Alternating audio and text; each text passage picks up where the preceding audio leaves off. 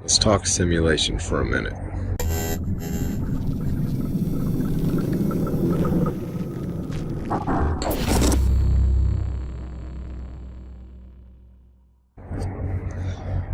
What is the simulation? Simulation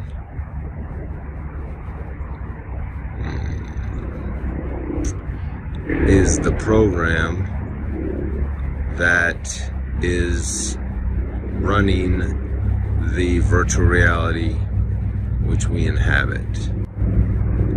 The simulation is the result. This is the result of the simulation. We are inside of the simulation playing the virtual reality game that was invented as a way to decrease entropy or disorder within the larger structure, the LCS, the larger consciousness system, as Tom Campbell would refer to it, is an information system. Hence, everything we see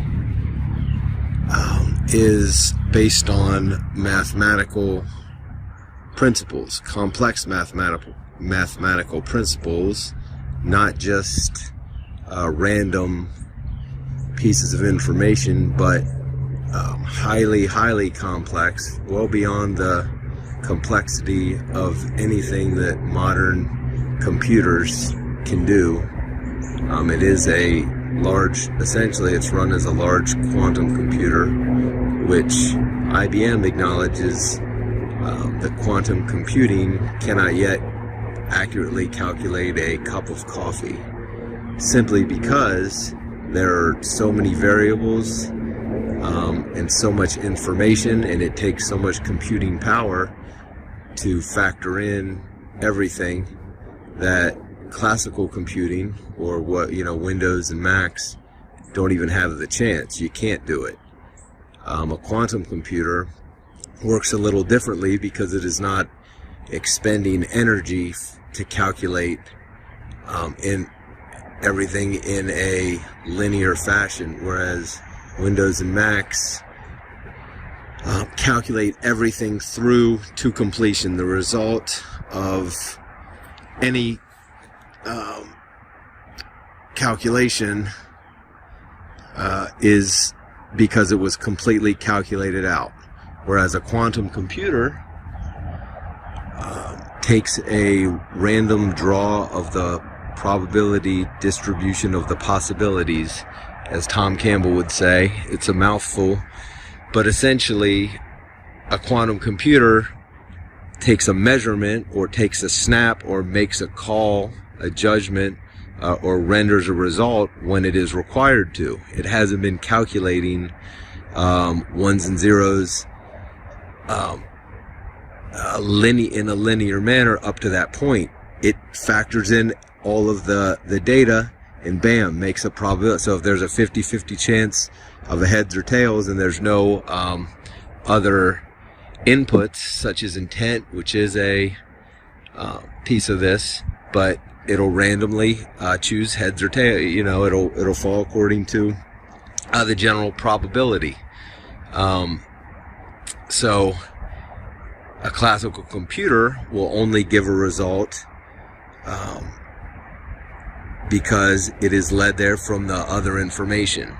Probability distribution from calculation from a quantum computer, bam, just factors where everything is at a certain time, and makes a percentage of, this is the percentage, 50% chance the coin would land here.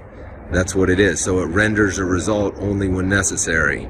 So this world that we live in, is this physical reality we see around us, is essentially a quantum computer game, if you will. It is a game, not in a fun and games respect necessarily, but it's a game because it has a purpose and an outcome, and as any information system does, it seeks to lower its entropy or else it will die. So information systems are based on information becoming more ordered, more streamlined. If things become more random, scattershot, sporadic, well, that is not a functional system. And if it progresses in that manner or increases its entropy, then it will cease to exist at some time. So the virtual reality that we inhabit was created by the larger consciousness system, essentially something that we are all part of, per the double slit experiment. Clearly shows that we are inputs in a larger environment which reacts to us. So all your quantum physics experiments demonstrate that, that physical matter is not physical underneath everything. You don't. Some could say that this isn't real. Well, it isn't real in the sense that it's not fundamental. So I guess the cut to the chase on that is, if you die, you don't really die. Your physical body or your physical avatar does. Your memory is passed along, fed to the database as it is the whole time, and you're sprung up again. You are a individuated unit of consciousness, as Tom Campbell describes, who is a chunk of the larger consciousness system, which is an information system which needed to always find a way to lower its entropy. So this virtual reality we inhabit is one of those environments. The dream environment is another one. There's many programs, essentially, that the larger consciousness system runs in order to lower its entropy. And this is one with extremely tight rules, whereas when you make mistakes here, they tend to sting. Your decisions have many consequences, often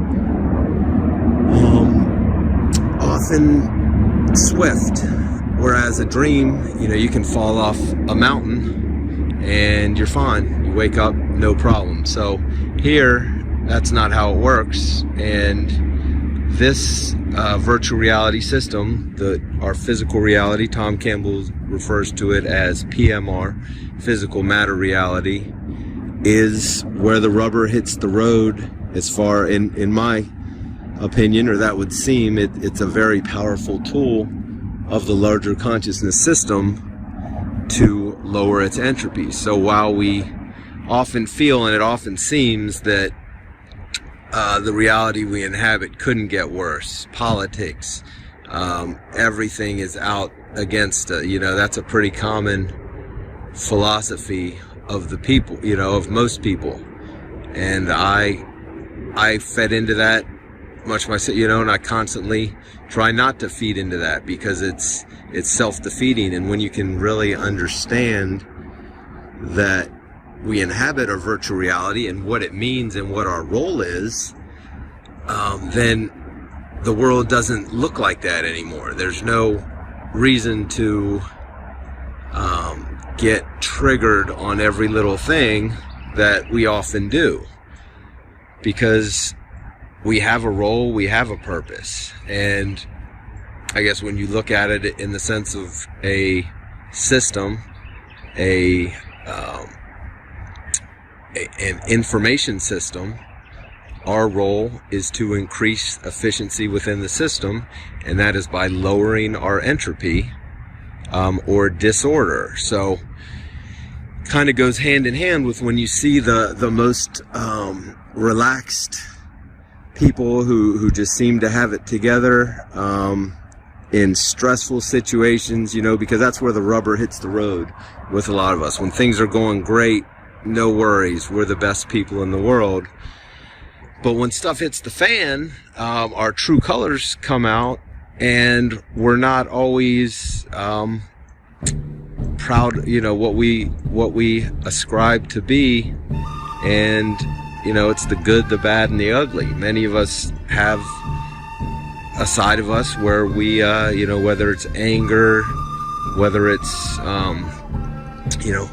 can be anything that negatively impacts us, and what that comes down to, or what's that is derived from, is a fear.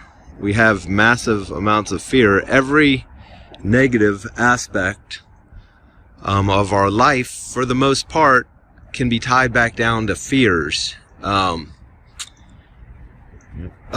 Just an example that I think of sometimes is public speaking, and I'll kind of speak from my perspective. I used to be so scared, as many people are. They say it's one of the top 2 fears besides dying that there is.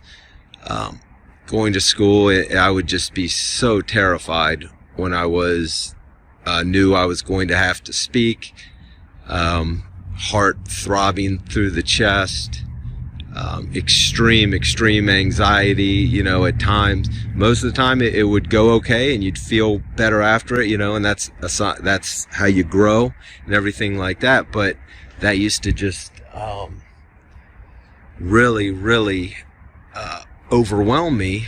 And you can see in the sense you alter your life around that fear, which that fear, most likely ties back to being made fun of when you did speak up, or something like that, or an accumulation of things of that nature, where we don't want to feel that again. So instead of taking that public speaking class and really working to get over that fear, we will jump through hoops. We won't go to the party. We won't call somebody on the phone. We will rearrange our life to avoid situations which would potentially make us feel that way. So much of our lives are designed around kind of this principle. We want to avoid fears. We don't want to. We'll tuck our true selves pretty far inside if we can just avoid them and move on, and things are great. We don't. It's hard to. We don't really want to see why we're scared of all these things. But the key to growth within this digital information system, the simulation, is facing those, challenging those head on, really understanding. It's like Alcoholics Anonymous. It's Reality Anonymous. We're all, have these embedded fears or what have you, and the first step to overcoming them is acknowledging that those fears are there. Because once you can acknowledge it, then that's the first step. The key is attacking these things head on, because we've built these things up to be so much, and once we can kind of unwind them, take a look at them, you've taken all the sting out of it, and they can't do anything.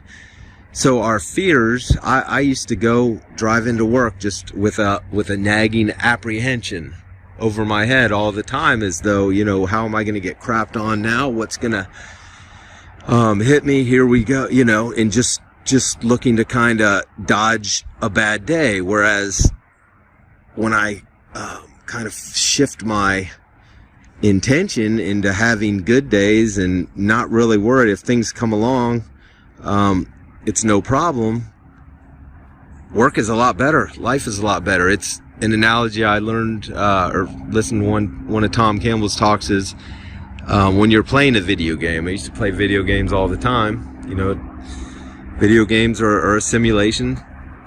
But when you're playing those, your character is always going to do better loose. So if you're running through the woods and you got goblins jumping out at you, will you have more success in slowly creeping and being fearful around every corner, every bend that something's going to come out?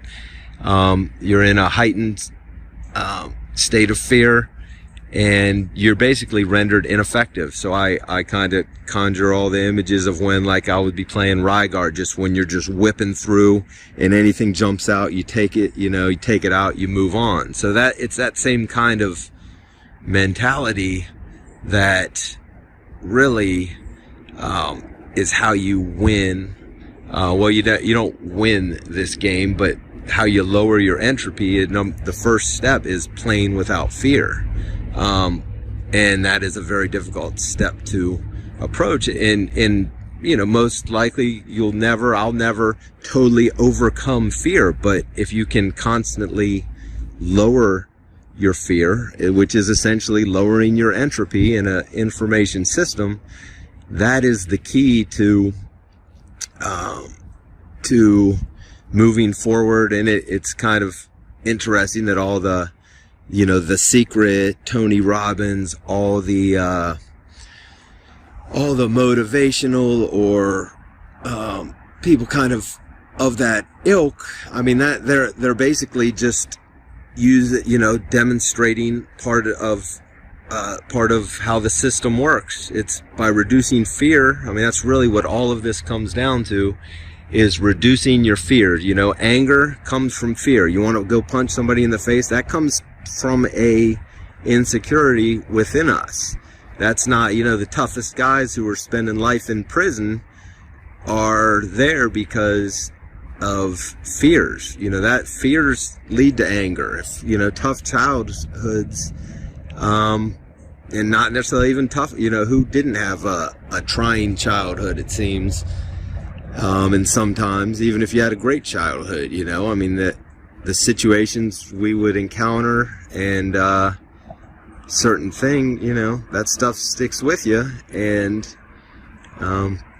that's who we are now. We make subsequent choices based on that.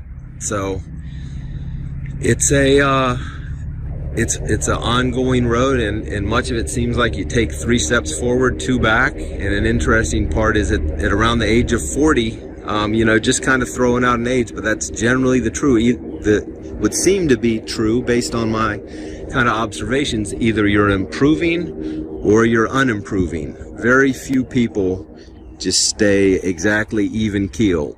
Either you're becoming less fearful, more caring. That's the side. Love is the essentially unrequited, or why can't I think of it? But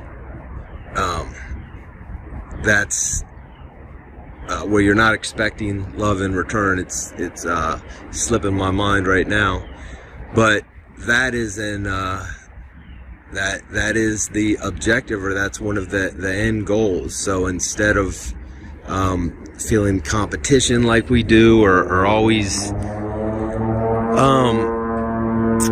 so unconditional love. So instead of getting upset, someone does something, and it's often with those closest to us, to where we where our best colors don't always shine, and our insecurities come out the worst. But if you can reduce the negativity and just be there, be always looking to improve the situation, is essentially the end goal. Always looking to lower entropy, from a system standpoint, because that's what we are. We're human, and that is a very special, in humanity. We're all a derivation of a digital information system, but it's a conscious system. So I think, therefore I am. We have free will. So doesn't matter if you were doing this reality game, or riding anything. If you can make choices, then you have free will, and therefore you can control how this information, because basically I liken it to us being like a big jellyfish in a large lake, in the water is information basically going in and out of us, so we're just, all this is information. We're in a game like The Sims, except all of our senses are engaged.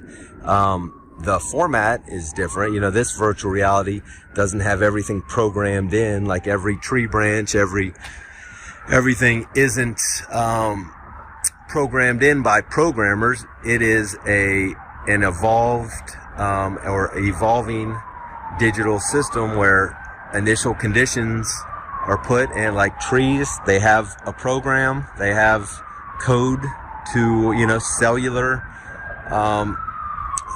splitting cells, what have you, that they're encoded, and they're just, the program runs.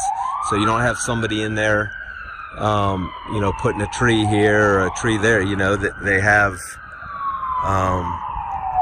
properties and principles, and, that's where we are. So we have choices, the choices always are ours, whether we want to watch TV for hours each day, or whether we choose, to do something more beneficial. Like, not doing anything is a choice. You can't really not make choices.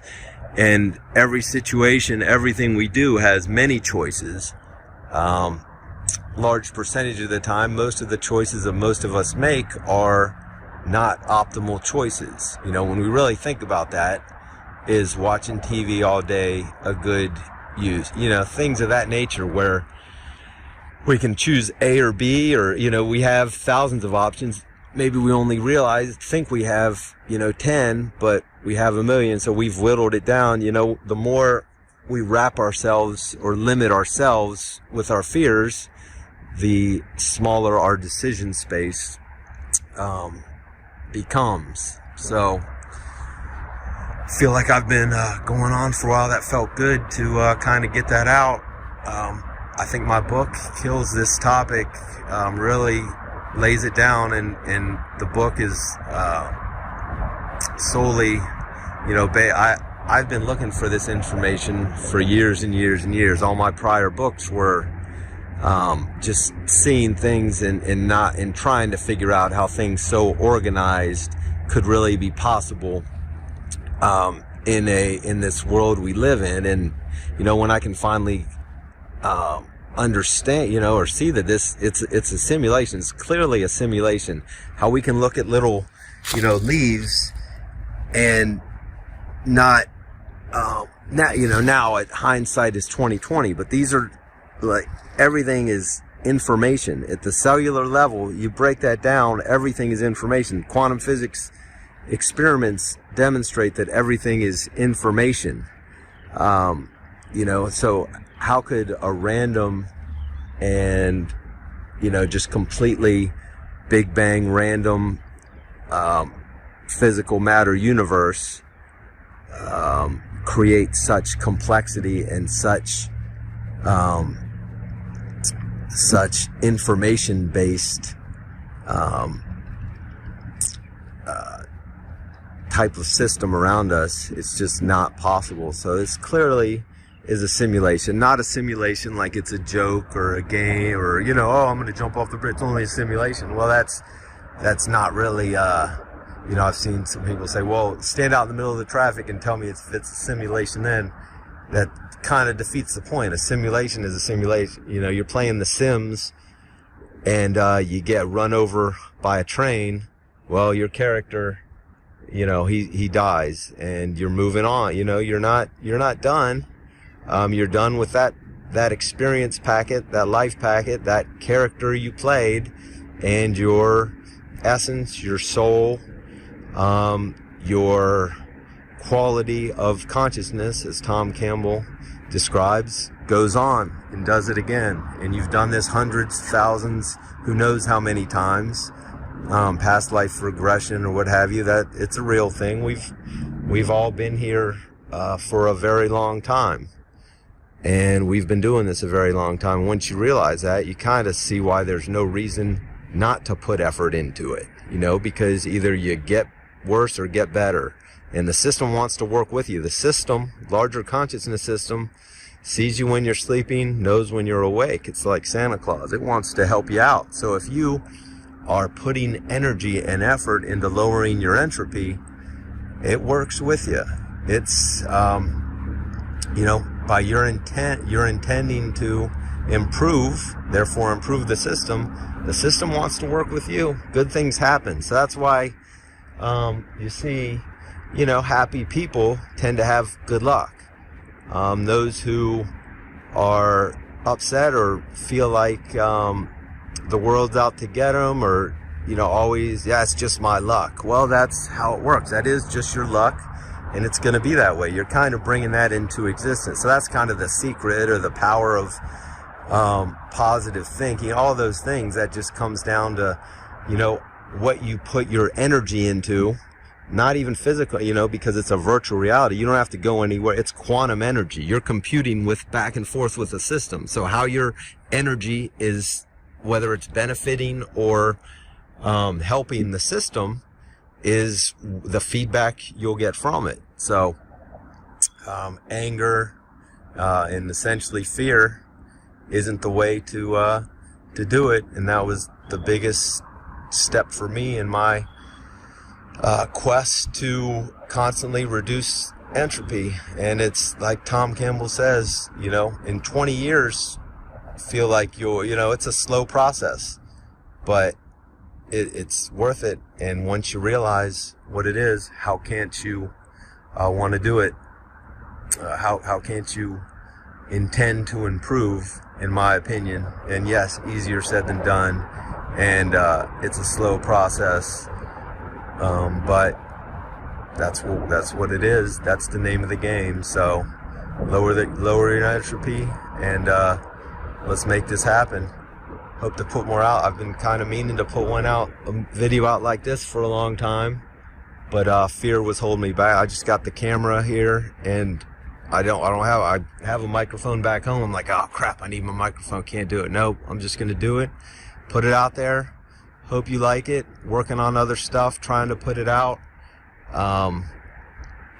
Yeah, that's what it is. This message kind of needs to be spread. It's a virtual reality, and it's pretty awesome. So spread the word. It's love, not hate. Let's make it happen. All right, bye.